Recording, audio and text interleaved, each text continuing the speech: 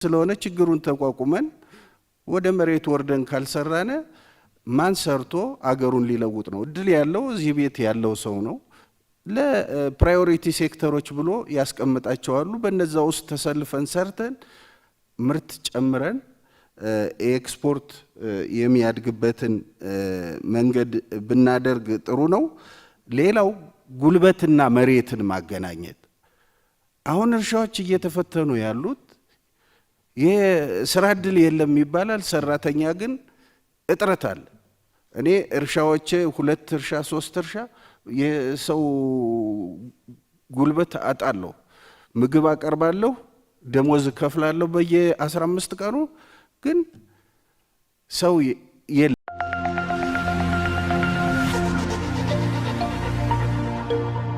ልብ የሚያስደስት ዜና!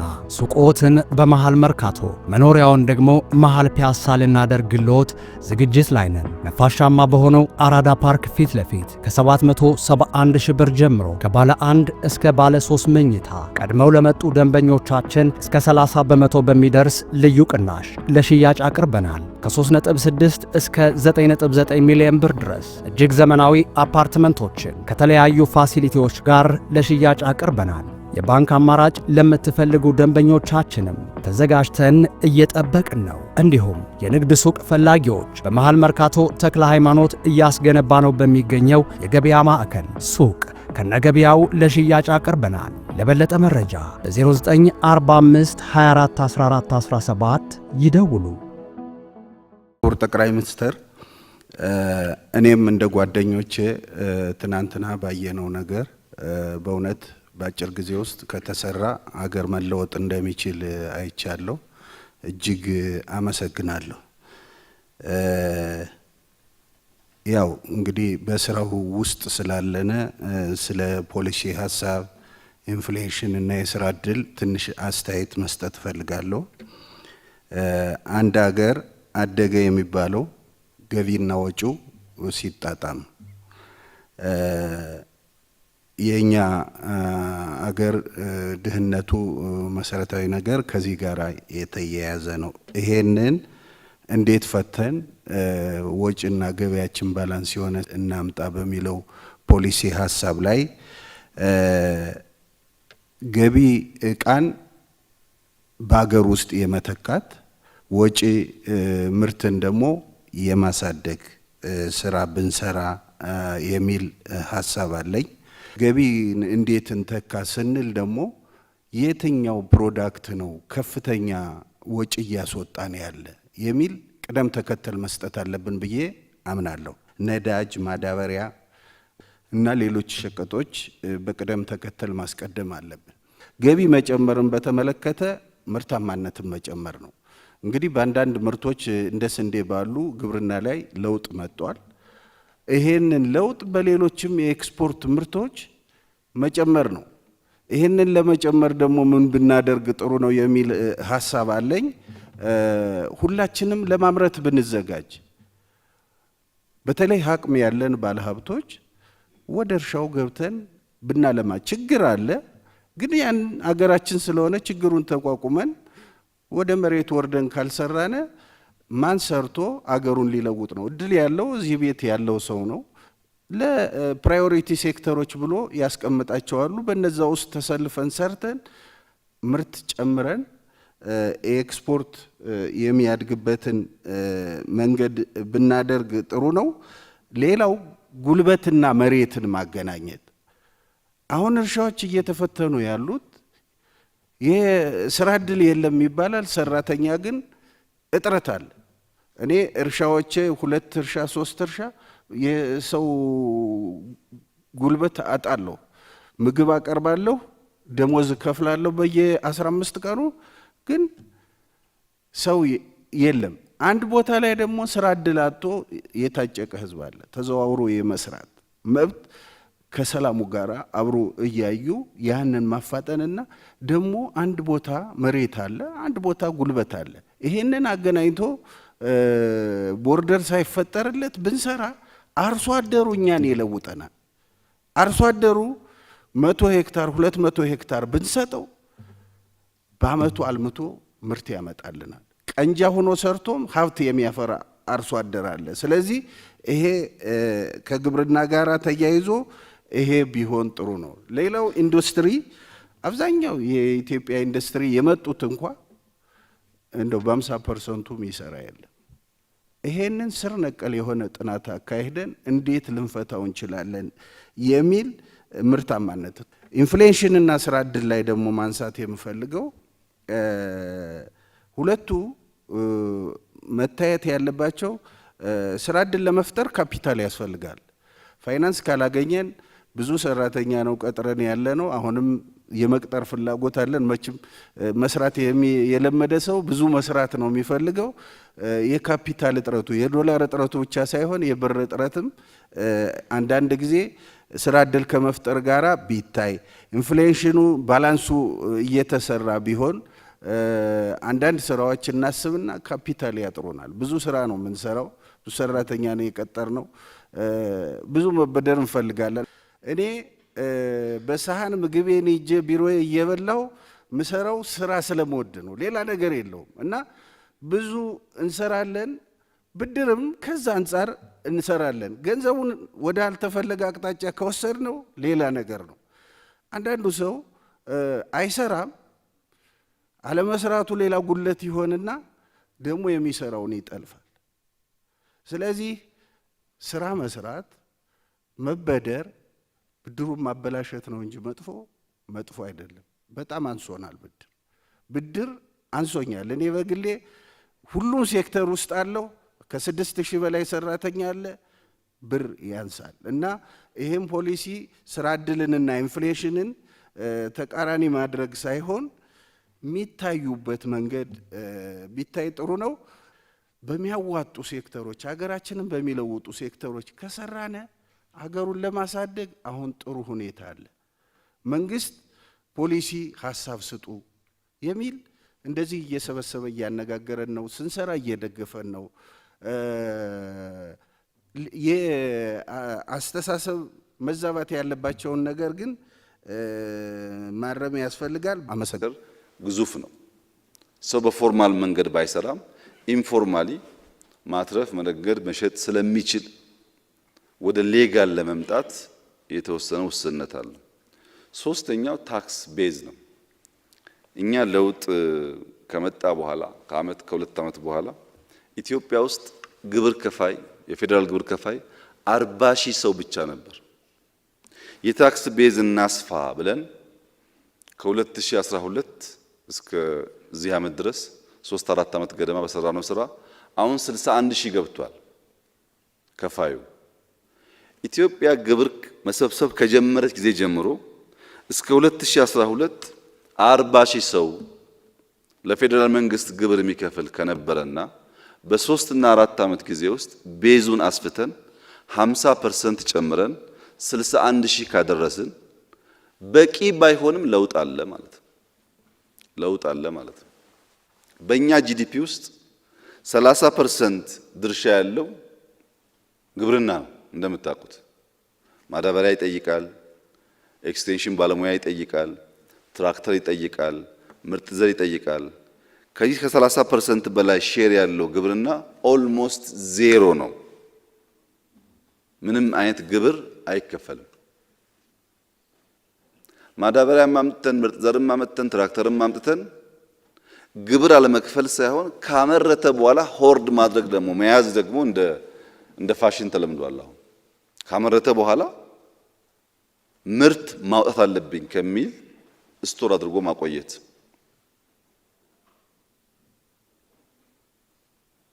እንደዚህ አይነት ቤዞች እየሰፉ ካልሄዱ በስተቀረ ችግር አለ። አቲቲዩድ ቅድም ወንድሜ በስራ ባህል ያነሳው በስራ ባህል ብቻ አይደለም አቲቲዩድ ችግር ያለው በነጋዴው ሳይድም ከፍተኛ ችግር ስላለበት በዚህም ሳይድ ቢታይ ጥሩ ነው። በ2010 ለውጥ ሲመጣ የኢትዮጵያ መንግስት 235 ቢሊዮን ብር ነበር ገቢ የሰበሰበው። ያኔ ከነበረው ጂዲፒ አንጻር ከ10% ከፍ ይላል። አሁን የዚህን አመት ትቼ የባለፈው አመት 557 ቢሊዮን ብር ሰብስበናል። በጥሬው ስታዩት ባለፉት 5 ዓመታት የሚሰበሰበው ግብር በእጥፍ ከፍ ብሏል፣ ቤዙም ስለሰፋ። ነገር ግን የኛ ጂዲፒ አሁን ወደ 9 ትሪሊየን እየተጠቃ ነው በብር። ከ9 ትሪሊየን 11% እንኳን ግብር ብንሰበስብ 1 ትሪሊየን በአመት መሰብሰብ አለብን ማለት ነው። አሁን 557 ከሆነ መሀል ላይ ከ400 ቢሊየን በላይ የለም ገንዘብ ማለት ነው። ከባንክ ብድር ጋር ተያይዞ በከፊል ሐሳባችሁን እጋራለሁ። አሁን በጣም የተለጠጠ ፍላጎት ነው ያላችሁ። ለምሳሌ የዛሬ 5-10 ዓመት ለድሬዳዋ ሲሚንቶ ፋብሪካ የኢትዮጵያ መንግስት 10 ሚሊዮን ብር 20 ሚሊዮን ብር ዶላር ቢያበድረው በጣም ደስተኛ ነበር። ለሚ ግን በጣም ትልቅ ነው። ኢትዮጵያ የምታመርተውን ግማሽን ያክል ያመርታል። 100 ሚሊዮንን ብንሰጠው ያንስብኛል ነው የሚለው ብዙአየሁ። ምክንያቱም ኢንቨስትመንቱ ትልቅ ስለሆነ አሁን ኢንቨስት በሚያደርገው ሳይዝ ነው ዲማንድ የሚያደርገው ከኛ እንጂ ከነበረው ልምምድ አንፃር አይደለም። ለምሳሌ በ2011 10ን ትቼ ነው ዝቅ ስለሚል በ2011 45% ዲስፐርስመንት የሄደው ለግል ሴክተር ነበር። 2010 ያንሳል፣ በ11 ዝቅ አድርገን። ዘንድሮ ግን አምና 2015 86% የአጠቃላይ ባንኮች ብድር የሄደው ለግል ሴክተር ነው። ኢን 3 years ከ45% 86 አድርሰናል። ያኔ የግል ባንኮች ቦንድ 27% ስለሚገዙ እንደምታውቁት ለማበደር የሚያስችል አቅም አልነበራቸውም። በ2011 236 ቢሊዮን ብር ነበር ያበደረው ባንክ። አጠቃላይ ባንኮች ለግል ሴክተር የሰጡት 236 ቢሊዮን ብር ነበር። ባለፈው አመት ግን 547 ቢሊዮን ብር አበድረዋል። አክቹዋል ፊገር የምታዩ ከሆነ ማለት ነው። አሁን ብሩ እያነሰ ሄደ ሳይሆን መባል ያለበት የኛ ዲማንድ እያደገ ነው። ተፈተናል። ብዙ ስራ ነው ያለን። ብዙ ስራ ስላለን በምንሰራው ልክ ብር አቅርቦት በቂ አይደለም ሲባል ትክክል ይሆናል። አክቹዋል ፊገሩ የሚናገረው ግን እናንተ የምትሉትን አይደለም። አሁን እኔ መንግስት የሚወስደውን አብዛኛውን ሼር ወደ ግል አዞርኩ። ከ45-86 ኢማጂን አድርጉ እናንተ። እንደገና ብድሩን ከ236 ቢሊዮን 550 ገደማ ቢሊዮን ያስገብቸዋለሁ። እዚህ አድጓል ብሎ መተው ይቻላል። ይሄ የሎካል ብድር ነው። የውጩን ደግሞ እንመልከት። እኛ ወደ ቢሮ ስንመጣ 58-59% የኢትዮጵያ ጂዲፒ ዕዳ ነበር። ይሄ በተደጋጋሚ ተብሏል፣ ታውቃላችሁ። ዕዳ ብቻ ሳይሆን ኮመርሻል ሎን ከባለፈው ፓርላማ እንዳነሳሁት አራጣ ማለት ነው። በአራጣ የመጣው እድገት ውሸት ነው። ምክንያቱም አራጣ በዳሪ ለአንተ 1 ቢሊዮን ኮሚሽን 100 ቢሊዮን ምናምን እያለ ብዙ ነገር ስላለበት በውስጡ ትክክለኛ ፋይናንስ አይደለም። ኢትዮጵያ ከምታመነጨው የውጭ ምንዛሪ ኢን አቨሬጅ 2 ቢሊዮን ዶላር ዕዳን ከፍል ነበር ላለፉት ዓመታት። ኢን አቨሬጅ ለነዳጅ በአቨሬጅ 4 ቢሊዮን ገደማ እናወጣለን። 6 በሉት። ለማዳበሪያ በአቨሬጅ 1 ቢሊዮን ገደማ ያወጣል። 7 በሉት። መድኃኒት ምናምን አትቁጠሩ ይቅር። ዕዳ ባለፉት 4-5 ዓመታት 9 ቢሊዮን ዶላር ከፍተናል ብዬ ባለፈው ያነሳሁት የመንግስት ብቻ ነው። የአየር መንገድ ኢትዮ ቴሌኮም አይጨምርም። መንግስት የከፈለውን ነው ያነሳሁት። እነዛ ቢጨመሩ ከ10 ቢሊዮን ዶላር በላይ ዕዳ ከፍተናል። ስለከፈል ከጂዲፒያችን ያለው ዕዳ በከፍተኛ ደረጃ ቀንሷል። አሁን ቀንሷል። እኛ ቀንሶም እያለ ዕዳን በሚመለከት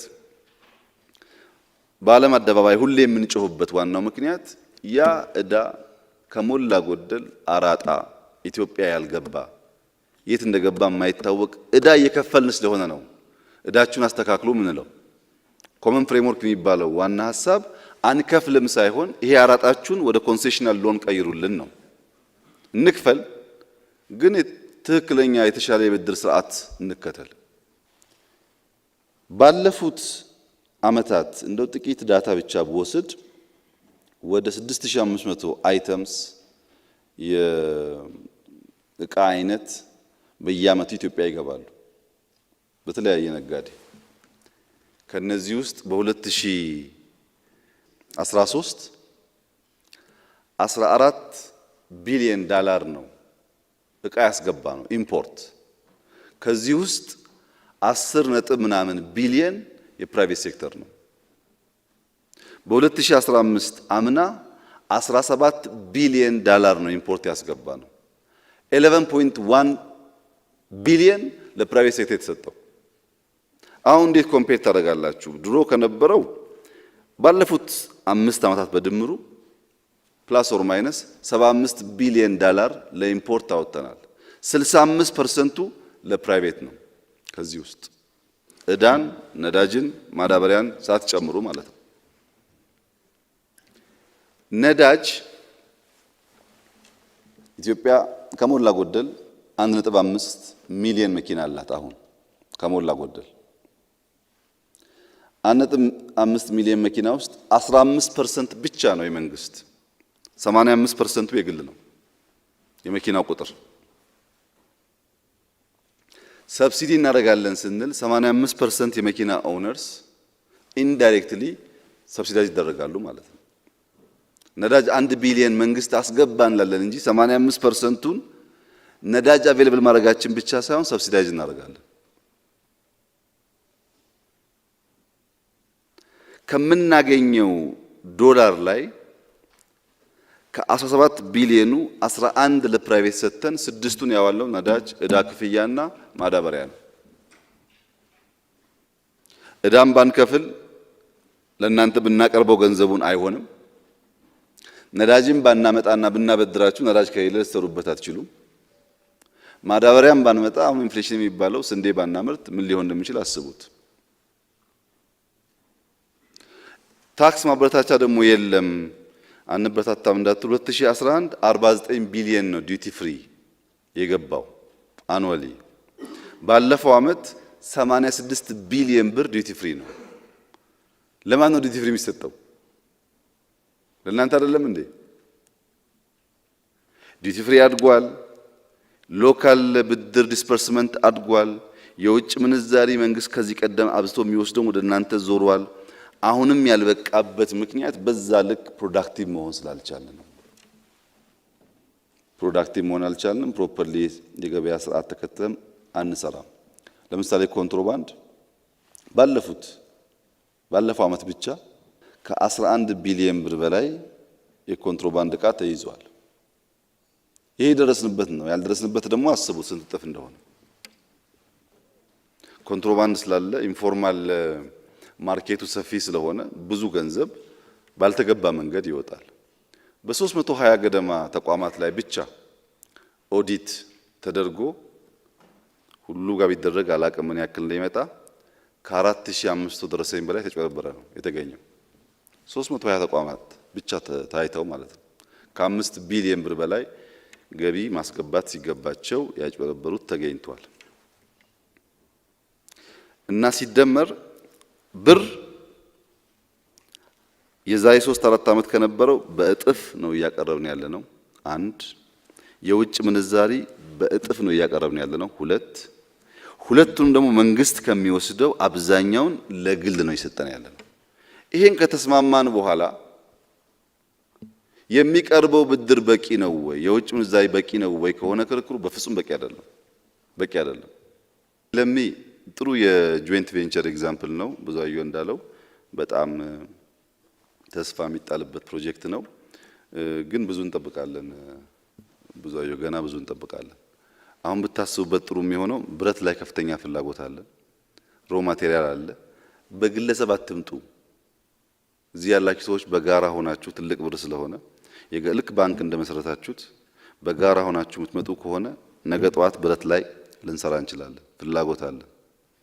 የፊኒሺንግ ማቴሪያል እንጨት፣ ማርብል፣ የላይት እቃዎች ከቱርክ የምናመጣው ከዱባይ የምናመጣው በበልክ ለማምረት በጋራ ብትሆኑ ብዙ ትብብር እናደርጋለን ስለምንፈልገው።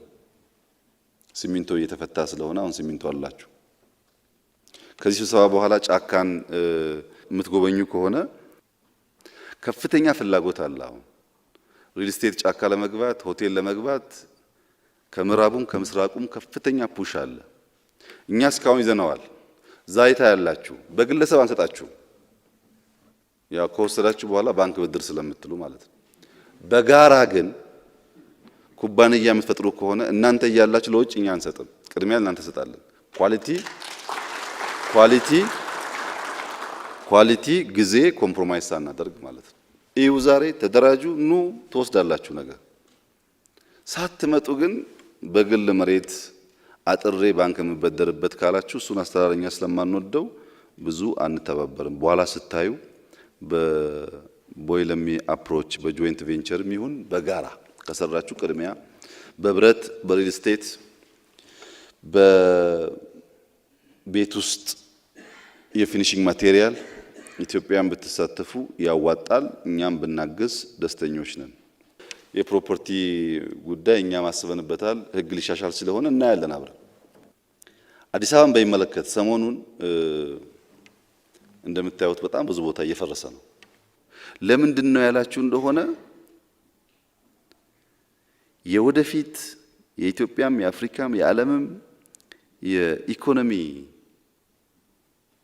ዳይሬክሽን 70-80% አይቲ እና ቱሪዝም ነው፣ ሰርቪስ ነው። ሀብት ያለው እዛ ነው። ቱሪዝም እና አይቲ በባህሪያቸው ደግሞ ኤርጎኖሚክስ በጣም ኢንፍሉዌንስ ያደርጋቸዋል። የተስተካከለ ኤንቫይሮንመንት ካሁን ይረበሻሉ። አዲስ አበባን ካልቀየርን በስተቀር የምናስበውን ያክል የውጭ ሀብት ልናመጣ አንችልም። ዱባይ እንዴት ገንዘብ እንዴት ታውቃላችሁ እናንተ? ለእናንተ መንገድ አያስፈልግም። ኢንፍራስትራክቸር የሚታዩ ነገሮች በጣም በከፍተኛ ደረጃ ሀብት ይስባሉ። ማግኔቲክ ፓወር አላቸው። ለምሳሌ ሸራተን የዛሬ 5 ዓመት ሸራተንን ግዛ ብትሉኝ $1 ቢሊዮን የምገዛ ቢሆን ዛሬ ክሎት ገዛለሁ።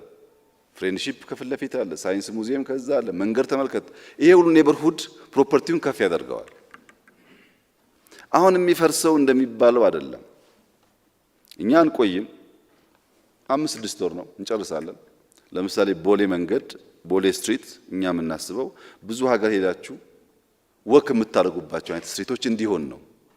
አብዛኛው ሰው እግረኛ ስለሆነ የባይክ ሩት ካልጨመር ሰፊ መንገድ ካላደረግን የሚታይ ላይት ካላስቀምጥን በስተቀረ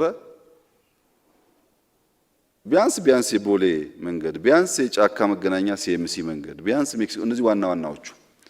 አዲስ አበባ ላይ ትልቁ ደህንነትና ችግር ያለው ሴንተር ነው። ይሄ መርካቶ፣ ፒያሳ፣ ሜክሲኮ ምናምን የሚባለው ነው። ሲኤምሲ እንደዛ አይደለም፣ ለቡ እንደዛ አይደለም። ዋናው ችግር ያለው እዚህ ነው። ዋናውን ችግር ደፍረን ብናፈርሰው ታዩታላችሁ በ5 ዓመት ከተማም እንደሚሆን።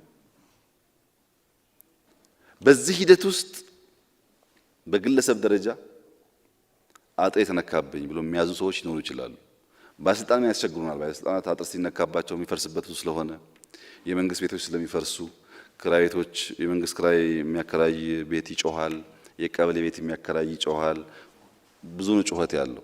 ጨክነን ካላፈረስን ግን አገር አይሰራም። እናንተ እንደምታውቁት ፋብሪካ ስትሰሩ መጀመሪያ ትቆፍራላችሁ፣ ታፈርሳላችሁ። በዛ መንገድ ነው የሚሰራው። ኢን 1 ይር እናየዋለን አዲስ አበባን ቼንጅ። ያኔ በጣም ቱሪስት ይመጣል። ያኔ እናንተ ፕሮፐርቲ ቫልዩ ይኖረዋል። ያኔ ለውጭ እንኳን ብንከፍት የእናንተ ፕሮፐርቲ ቫልዩ ስላለው ይሄ ሻንቲ ሰፈር ነው ተብሎ አይጣልም። አሁን ባንኮች እንክፈት እኮ ያልነው ፎቅ ከሰሩ በኋላ ነው። ቦታ ሰጥተን ፎቅ ከሰሩ በኋላ ትንሽ ገንዘብ ካገኙ በኋላ በብላክ ማርኬት ሲያስቸግሩን በቃ እንክፈትባቸዋል ኮምፒቲሽኑ ካበረታቸው ብለን። የእናንተን ፕሮፐርቲ እንደዛ ከፍ እንዲል የሚያደርግ ስለሆነ የአዲስ አበባን አትሊስት እናንተ በትዕግስት ጠብቁ። ከማማት ወጥታችሁ አፈረሱ ምናምን ትታችሁ በትዕግስት ጠብቁ። ኢን ይር ታይም ማክሲመም ከተማውን ካለበት ደረጃ ከፍ ስናደርገው ልጆቻችሁን ዱባይ ከምትወሱ ታቆያላችሁ እዚህ ማለት ነው። ሰላም በሚመለከት ሁላችሁም ብላችኋል። በጣም ጥሩ ሀሳብ ነው። ሽማግሌነን እድሜያችን ልምዳችን ያላችሁ ሸምግሉ። እኛ እኮ የምንፈልገው ሰላም ነው። እኔ ማረጋግጥላችሁ መንገድ በሽፍትነት በሬብልስ በሚመስል ነገር ከእንግዲህ በኋላ የኢትዮጵያን መንግስት መጣል ሳይሆን መነቅነቅ አይቻልም። በጣም የተለያየ ነው። ብቃታችን አለ የሚለያየው፣ ኮንቪክሽናችን ይለያያል። እሱ ብር ነው የሚሰበስበው፣ እኛ ስራ ነው የምንሰራውና እናውቃለን እያደረግን ያለነውን በቀላሉ የሚሆን አይመስለኝም። እነሱ ሰዎች ግን ልብ ገዝተው ከመጡ በጣም በደስታ እንቀበላለን። ሞክሩ፣ በሁሉም በምትችሉት መንገድ ሞክሩ። ከኤሌክትሪክ ጋር ተያይዞ ወንድም ያነሳው ችግር